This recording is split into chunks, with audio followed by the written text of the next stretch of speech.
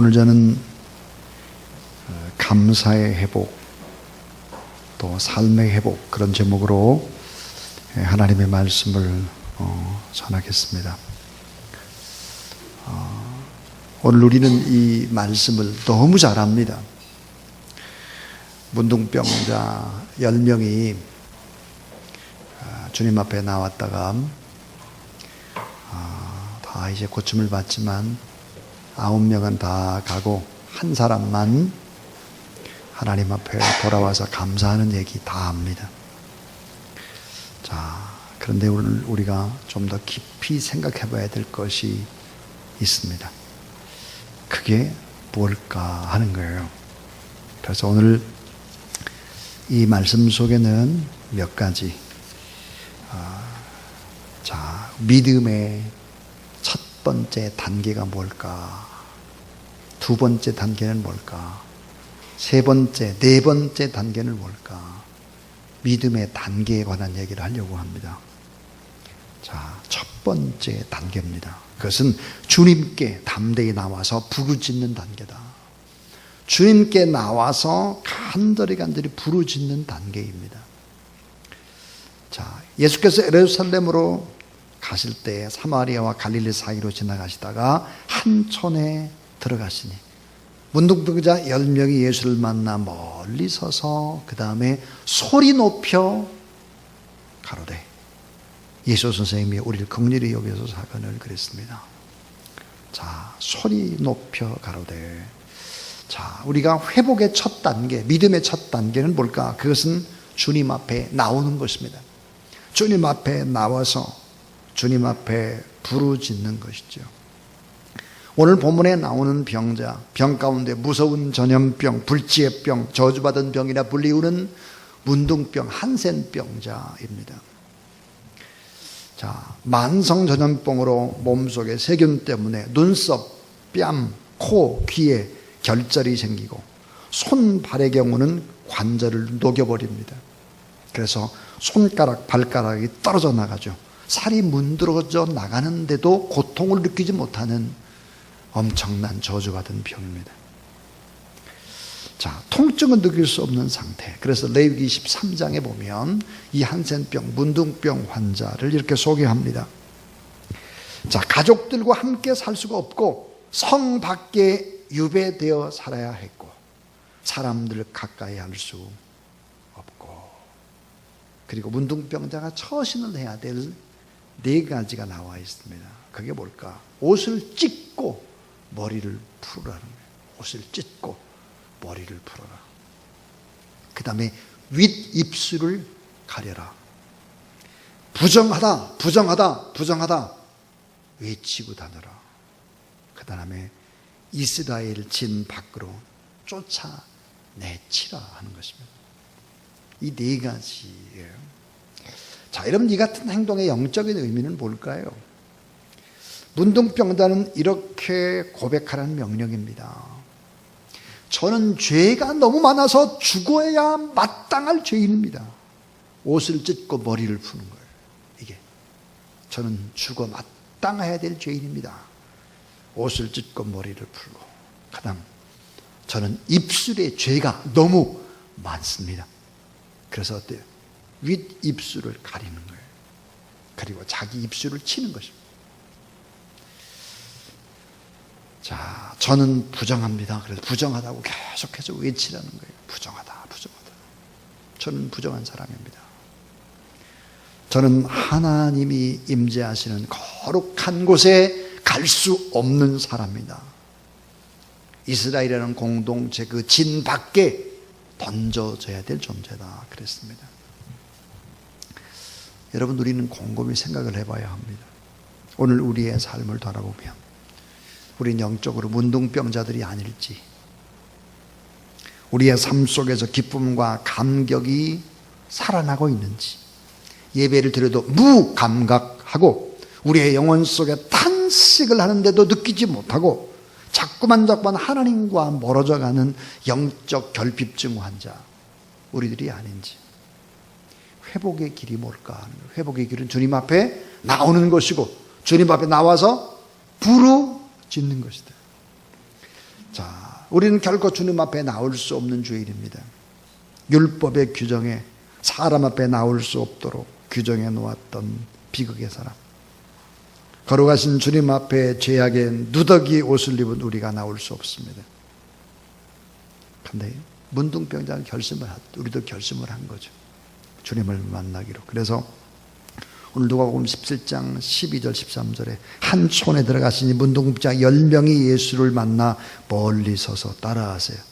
소리를 높여 가로되 예수 선생님이여 우리를 긍휼히 여기소서. 자, 죄인된 우리가, 범죄한 우리가, 실패한 우리가 어떻게 주님을 만날 수 있을까요? 병들고 연약한 우리가 어떻게 주님을 만날 수 있겠습니까? 자, 세 가지로 주님 앞에 나갈 수 있음을 히브리서 4장 14절 16절은 말씀합니다. 우리가 주님 앞에 나올 때 어떻게 나와야 되느냐? 하나가 믿음으로 담대하게 나가라. 믿음으로 담대하게. 에베소 3장 12절에 이렇게 얘기죠. 우리가 그 안에 그를 믿음으로 말미암아 담대함과 하나님께 당당히 나아감을 얻느니라 그랬습니다.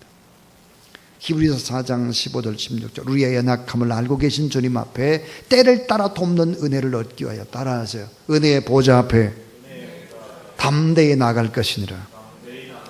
자, 우리 위에 죽으신 예수 그리스도의 공로를 의지해서, 그분의 피를 의지해서, 그분의 의의 옷을 입고 우리가 담대하게 주님 앞에 나올 수 있다. 그래서 믿음으로 담대히 나가라. 믿음으로.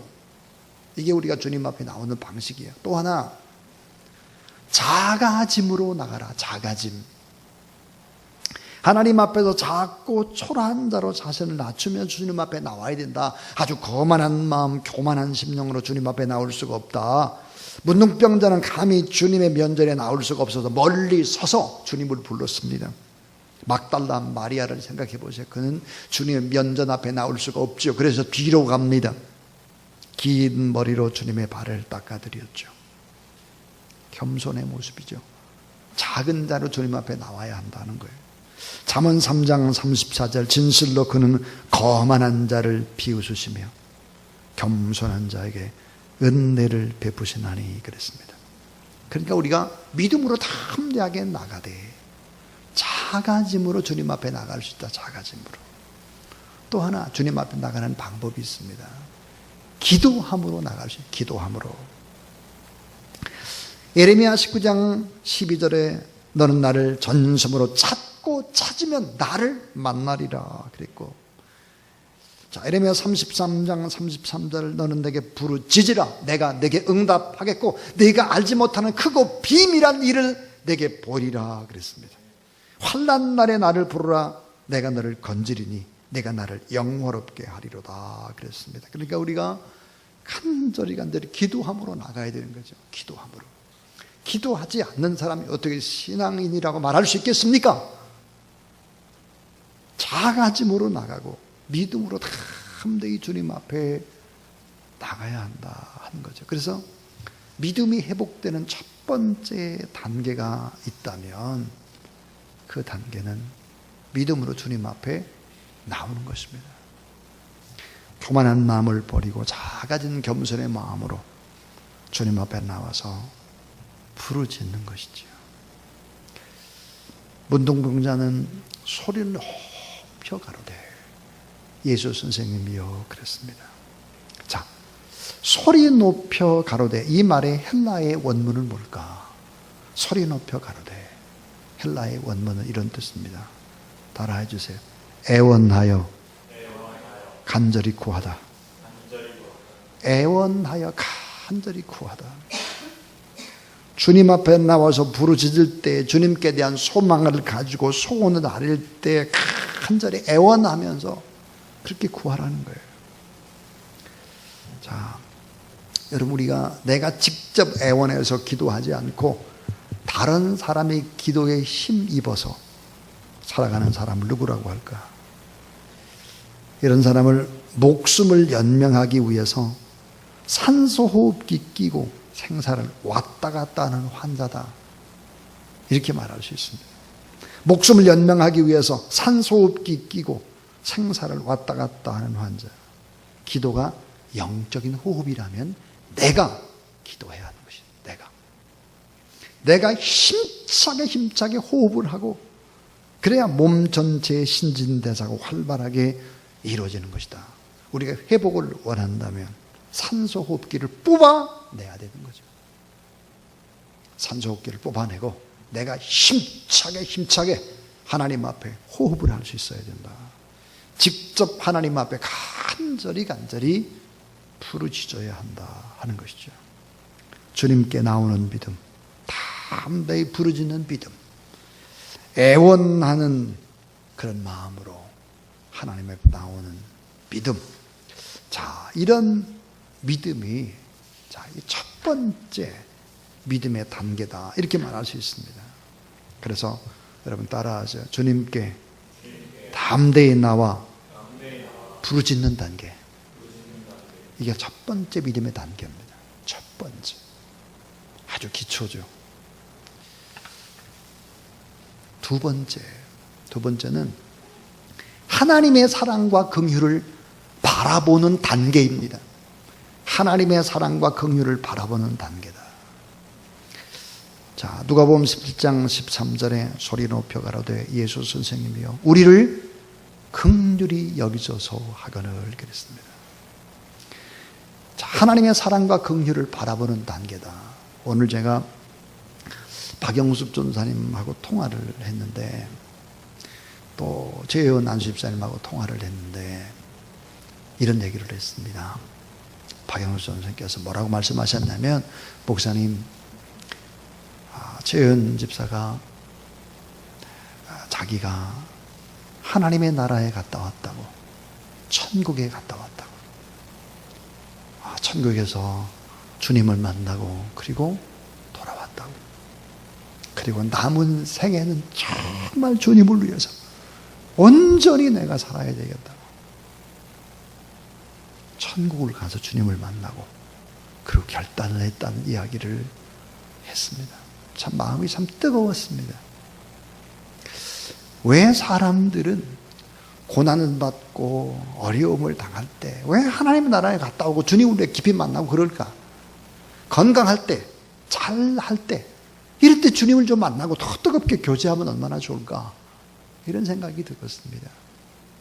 남은 생에는 정말 복음을 위해서, 교회를 위해서, 목사님을 위해서 자기가 살겠다고 이런 고백을 했습니다. 참 오랜만에 들어보는 고백이었습니다.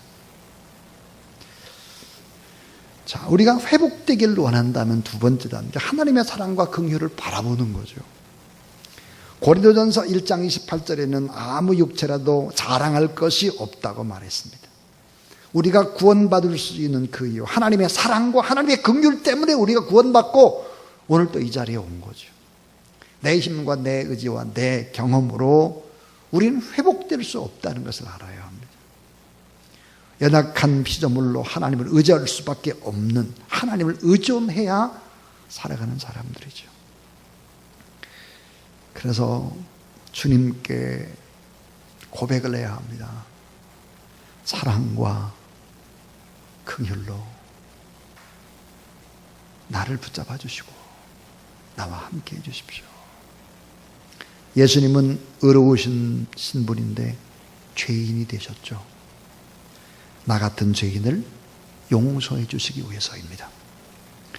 부유하신 주님이 가난하게 되셨습니다. 왜요? 나 같은 가난한 자를 부욕해 하시려고. 권세를 가진 주님이 초라해지셨습니다. 나 같은 초라한 죄인을 높여주시기 위해서. 믿으십니까? 능력 많으신 주님이 채찍에 맞고 죽으셨어요. 나 같은 죄인을 치유하고 구원을 이루기 위해서죠. 사망 권세 깨뜨리시고 주님 다시 사셨습니다. 나 같은 영적인 문둥병자에게 새 생명과 거룩한 축복을 주시기 위해서죠.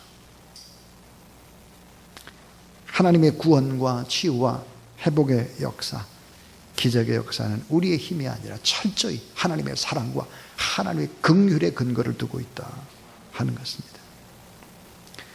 그래서 하나님의 사랑과 하나님의 긍휼의 마음들을 품고 우리가 주님을 바라봐야 한다.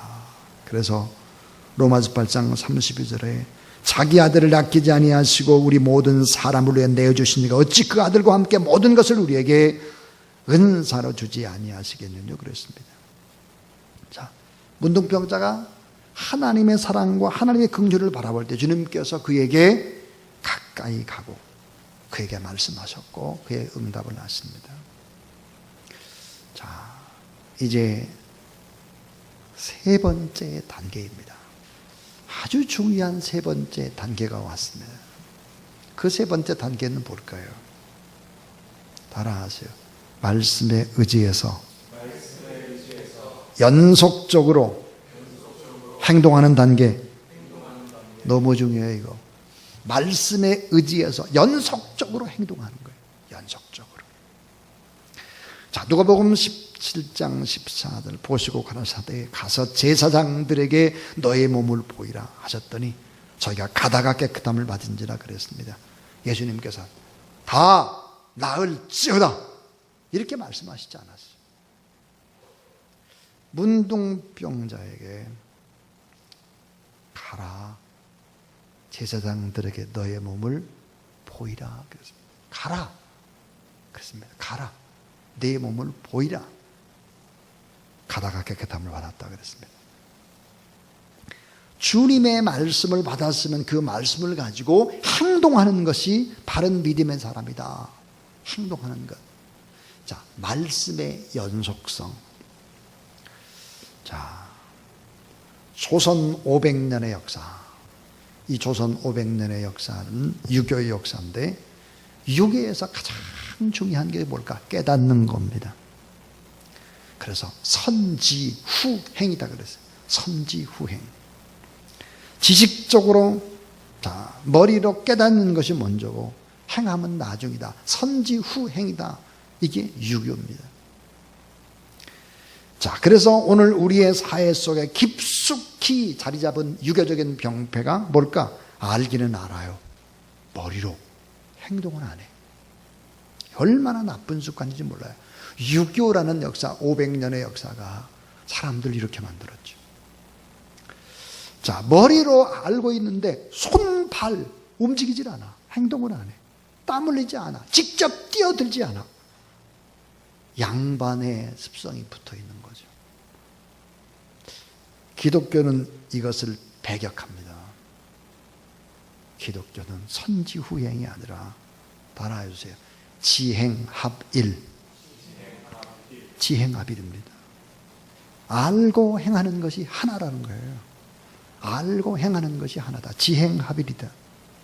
말하고 행함이 없는 믿음은 죽은 것이고 행동하지 않는 지식은 번뇌만 더한다고 말씀을 하는 것이죠. 그러니까 주님으로부터 말씀을 받았다. 가, 빨리 제사장들에게 가. 내 몸을 보여. 가야 되는 거예요. 주님으로부터 말씀을 받았다고 하면 말씀에 내 상식으로 잘 납득이 안 돼요. 도대체가. 왜 가기는 얼마나 창피를 당한 일인데 어떻게 그 몸을 보여? 자존심 상하게. 내 상식으로 잘 납득이 안 가요. 그런다고 할지라도 그대로 행할 때 기적의 역사가 일어난다는 사실 여러분 믿으시길 바랍니다. 자, 가서 제사장에게 보여라. 왜 빨리 그 자리에서 치료하실 수도 있을 텐데 왜 제사장에게 보이라고 하는가 하는 거예요. 그것은 능력 있는 믿음은 따라해 주세요. 순간의 기적이 아니라 연속적 행함이다. 아, 여러분 연속적 행함이 기적을 만드는 거예요. 연속적인 행함. 꾸준히 그냥 행하는 거예요. 믿고 연속적으로 행할 때 기적이 일어나는 거예요. 행하는 도중에 돌아보니까 기적이 일어난 거예요. 자, 말씀을 붙잡고 꾸준히 차분히 지속적으로 행하다 보면 하나님의 능력이 나타났다. 나도 모르게 변화되고 나도 모르게 행복해지고 나도 모르게 돌아보니까 내 주변에 좋은 사람이 가득하고 인생은 너무 아름답고 행복하고 하다 보니까 그런 거예요. 현대인들은 빨리빨리 즉석에서 결과를 알 수 있는 인스턴트나 초고속을 좋아하죠. 기다리고 참는 것, 지속적인 성실함이 부족합니다. 온전한 믿음은 인스턴트 식품처럼 빨리 될 수가 없습니다. 말씀을 의지하고 지속적으로 나가야 온전한 믿음의 사람이 될 수 있는 거죠. 주님은 문둥병자에게 제사장에 가서 보이라고 말했습니다. 그 당시 제사장은 누구였을까? 그는 문둥병 환자를 진단합니다. 그리고 그를 등록시켜서 관리하고 무서운 이 병을 예방하는 일도 하고 있었던 것이 바로 제사장이죠. 그래서 간혹 이 병이 치료되었을 때는 제사장이 우슬초와 함께 새 피를 찍어서 문둥병자에게 뿌리고 정결의식을 하면서 속건제와 속죄제를 드렸다 하는 거예요. 그래서 제사장에 가서 내 몸을 보이라, 이런 이 명령을 주님으로부터 받았을 때 그 결과는 뭘까? 깨끗함을 받는 기적이었다 하는 거죠. 그래서 주님은 이 명령을 지키는 것이 쉽지 않은 것을 알았습니다. 이 결단이 얼마나 어렵다는 것도 알았습니다. 희생적인 행동을 요구한다는 것도 주님은 알고 있었습니다. 문둥병 환자가 지금 살고 있는 곳은 이스라엘 백성이 사는 곳이 아니었기 때문에 문둥병자의 몸으로 먼 거리를 가야 합니다. 육체적인 고통이죠. 비난과 조롱을 받게 되죠. 사람들 만나면 정신적인 고통입니다. 만나면 돌팔매질을 당할 수도 있는 것이죠.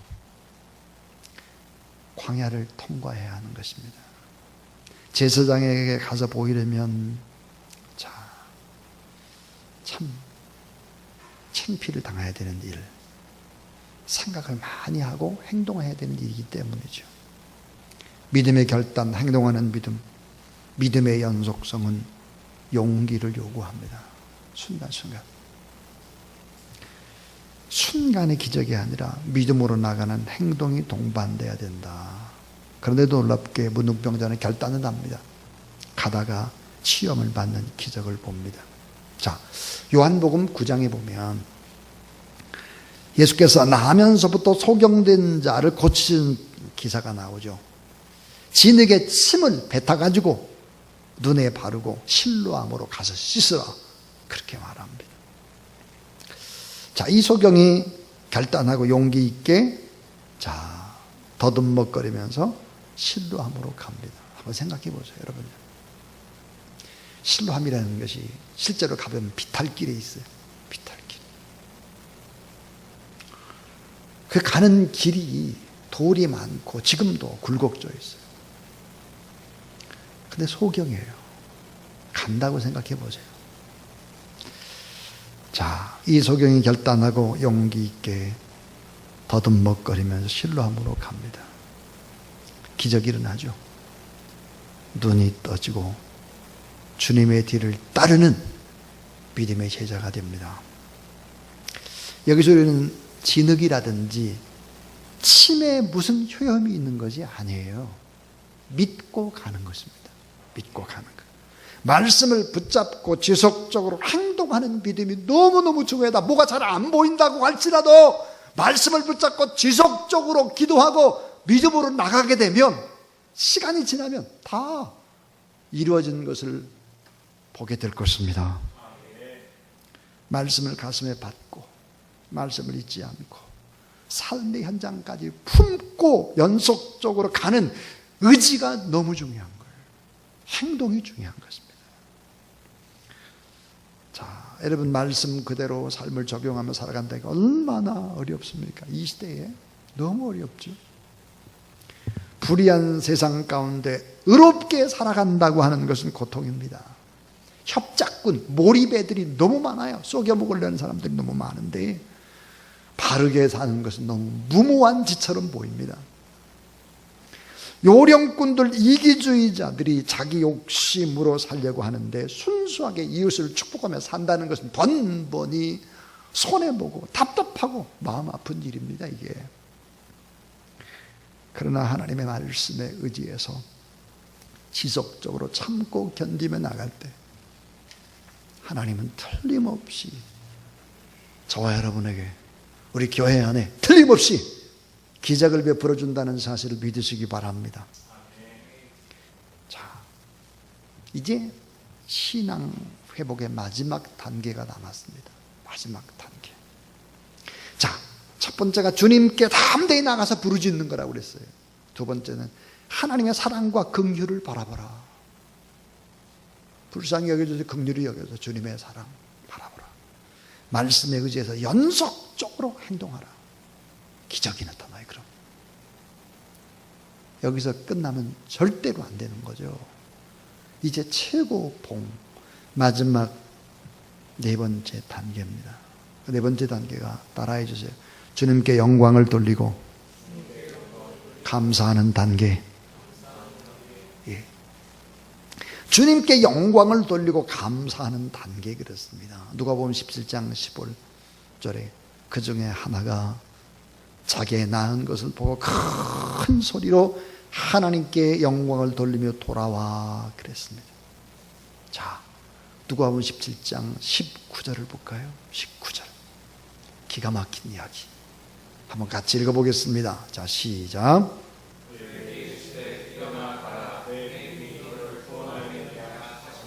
아멘. 그에게 이르시되 일어나 가라. 네 믿음이 너를 구원하였느니라 하시더라 그랬습니다.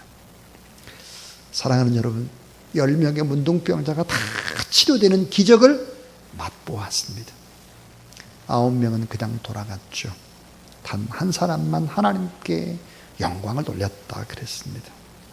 그리고 보니까 16절에 보니까 예수의 발 아래에 엎드려 자, 살해했다, 감사했습니다. 감사했다. 믿음의 완성이 뭘까? 온전한 믿음의 완성, 성숙한 믿음이 뭘까? 하나님께 영광을 돌리며 하나님 앞에 감사하는 것이죠. 자, 여러분, 그냥 돌아간 9명의 삶은 어떠했을까? 어땠을 것 같습니까?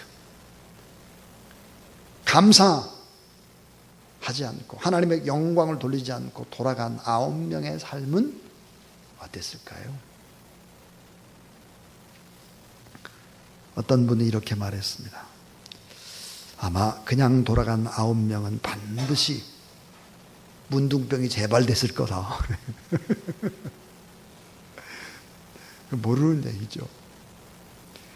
근데 그렇게 얘기해요. 아마 그냥 돌아간 9명은 반드시 병이 재발했을 것이고, 한 사람은 질병의 치유뿐만 아니라 구원을 선물로 받았기 때문에 하나님의 큰 일꾼이 되었다. 이렇게 해석하는 분도 있습니다. 믿음의 완성. 자, 믿음에 연약한 자는 절대로 감사할 수 없습니다. 미성숙한 자가 감사하는 거 봤습니까? 젖먹이 어린 아이가 엄마 아빠한테 감사합니까?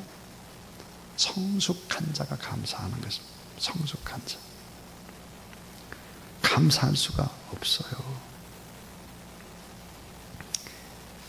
자, 하나님께 감사, 베푸신 은혜에 감사할 줄 아는 성숙한 자.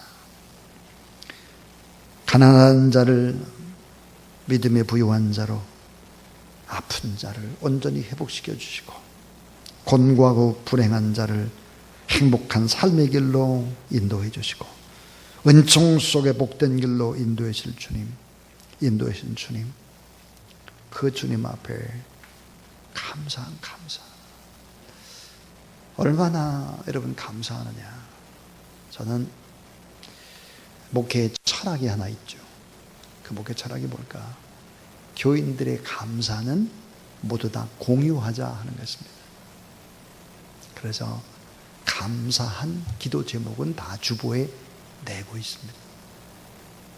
감사는 다 공유해야 되기 때문이죠. 감사하라. 감사. 어제 저는 저희 형님과 함께 수소에서 SRT를 타고 천안아산역, 온양온천역이죠. 거기서 내려서 저희 이제 동생이 이제 차를 가지고 와가지고 형님하고 저를 태우고 이제 어머니가 있는 이제 공주에 갔습니다. 그래서 건강한 어머니의 모습을 보고 얼마나 감사했는지 모릅니다. 산에 가셔서 밤을 줍기도 하고 또 밭에 나가서 일도 하시고 다 돌아가실 뻔 했는데 참 기적 중에 기적이죠. 너무 감사하더라고요. 그리고 가만히 생각을 해보니까 저의 막내 동생이 어머니를 모시고 있습니다. 근데 뭐 저희 어머니가 지금도 그래서 굳은 일도 하시고 밭일도 하시고 그렇게 하는데 어머니 편에서는 자기가 막내 아들하고 며느리를 다 이제 품고 건사한다고 생각을 하시죠. 근데 막내 동생과 또 재수 씨는 그렇게 생각하지 않잖아요. 자기들이 어머니를 모신다 생각해요. 이 차이가 크더라고요. 차이가 엄청 커요. 그래서 제가 형님께 그랬습니다. 형님, 어머니께만 감사하지 말고 우리 재수 씨께도 감사를 합시다. 그래서 돈을 모았습니다. 돈을 모아가지고 제가 봉투에다 글을 썼습니다. 재수 씨 감사합니다. 또 생각하면 참 죄송합니다. 써서 정성껏 써서 우리 재수 씨에게 드렸습니다. 생각해 보면 우리 막내 동생은 어머님이 가지고 있는 많은 돈을 이렇게 사용했습니다. 근데 그런 걸 너무 계산하면 안 되잖아요. 그래서 그냥 감사 인사를 하고 그리고 돌아왔습니다. 일찍 돌아왔습니다. 집에 오니까 그저 4시도 되지 못했더라고요. 잠시 뵙고 그리고 돌아왔습니다. 인간관계도 마찬가지고 하나님과의 관계도 여러분 주님께 영광을 돌리고 돌아와서 감사하는 사람은 10명 가운데 1명밖에 되질 않는다는 것입니다. 10명 가운데 1명. 오늘 수요예배에 나온 여러분은 바로 그 1명이 되시기를 주님의 이름으로 축원합니다. 자, 주님께 다 함대히 나와서 부르짖는 첫 번째 단계. 두 번째는 하나님의 사랑과 긍휼을 바라보는 단계. 말씀에 의지하되 연속적으로 행동함으로 기적을 경험하는 단계. 마지막은 최고봉이 주님께 영광을 돌리고 감사하는 단계입니다. 그런데 사실은 두 번째 단계, 세 번째 단계가 이루어지지 않았다고 할지라도 미리 땡겨서 하나님 앞에 영광을 돌리고 미리 감사할 수 있다면 이건 정말 성숙한 사람들입니다. 오늘 우리는 바로 그런 사람들이 되어야 합니다. 미리 어려울 때 더 하나님 앞에 영광을 더 미리 다 잘 될 것을 예측하면서 미리 감사하는 저와 여러분, 우리 모든 하나님의 사람들이 다 될 수 있기를 주의 이름으로 축원합니다.